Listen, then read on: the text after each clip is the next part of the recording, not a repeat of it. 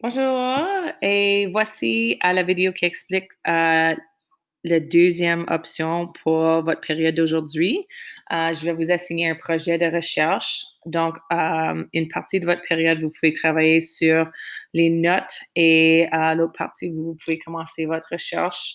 Euh, sur un scientifique canadien. Donc, sur le AV, dans le fil d'activité, j'ai affiché la grille d'évaluation pour ce projet et il y a une description du projet dans ce document aussi. Donc, quand vous ouvrez le document, vous allez voir une grille. J'espère que vous avez déjà vu quelque chose comme ceci avant, mais sinon, c'est assez facile.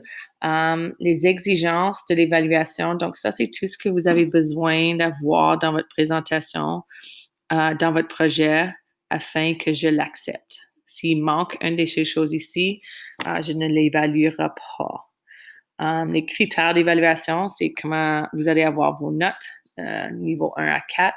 Présentation inclut toutes les exigences. Donc, si vous avez tout ceci, c'est facilement un niveau 4. Et habitude à penser, communication et mise en application aussi. Il y a des petites notes de comment est-ce que je vais vous évaluer.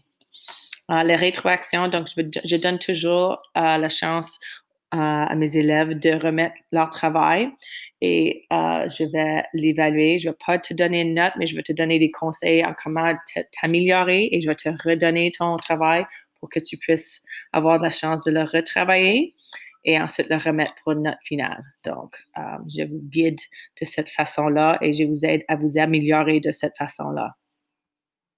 Donc, si vous regardez sous ce tableau, c'est la description du travail. Donc, qu'est-ce que je vais vous demander de faire? C'est de choisir une personne dans la liste ci-dessous et faire une recherche au sujet d'eux.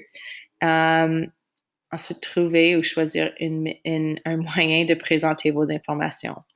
Dans les exigences, j'ai suggéré PowerPoint, Prezi, Keynote, faire une affiche, utiliser un document Word, utiliser quelque chose pour présenter votre information de façon attrayante et peut-être intéressante. Peut-être choisir quelque chose de nouveau pour vous garder motivé durant ce projet.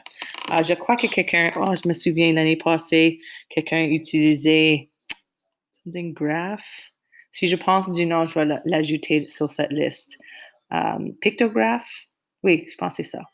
Mais n'importe quoi que vous voulez utiliser, vous pouvez.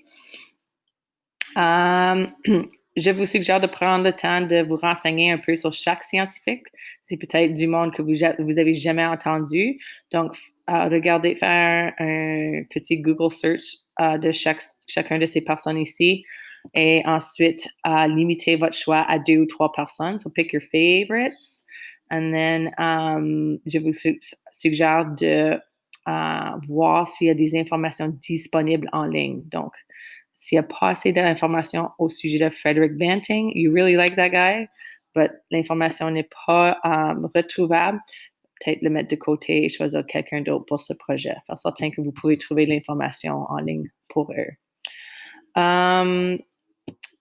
Encore une fois, ça, c'est une liste de scientifiques canadiens qui ont apporté une contribution remarquable en biologie, en chimie, en physique et en sciences de la Terre et de l'espace dans le cadre de leur travail. Donc, they did something incredible in their work, in their field of work. J'ai essayé de vous guider un peu avec votre recherche. Donc, qu'est-ce que je vous suggère de faire ou qu'est-ce que j'aimerais que vous qu'il soit inclus dans vos projets? Soit une courte biographie, donc quelque chose au sujet de leur famille. Si vous êtes capable de trouver d'où ils viennent ou où ils sont nés, vous pouvez ajouter ces informations-là. C'est important de noter leur champ de travail, quelle sorte de scientifiques ils étaient, leur éducation et n'importe quoi qui est notable dans cette partie-là. Ensuite, leur réalisation ou ce qui les a rendus célèbres, des faits intéressants, ça peut tout faire partie de la dernière section. Leur publication, il y a plusieurs de ces scientifiques ici qui ont plusieurs publications, donc tu peux même juste noter combien de publications qu'ils ont fait. Louis Legendre, je sais qu'il y a au-dessus de 200 publications, donc tu n'as pas besoin de toutes les nommer, juste peut-être mentionner qu'ils ont plusieurs. Oui, si vous avez des questions, encore une fois, vous pouvez communiquer avec moi à travers de Teams. J'ai l'app sur mon téléphone, donc je vais avoir une notification. Oui, donc amusez-vous avec ceci. Essayez d'apprendre le plus que vous pouvez sans moi. Et j'espère d'être de retour bientôt.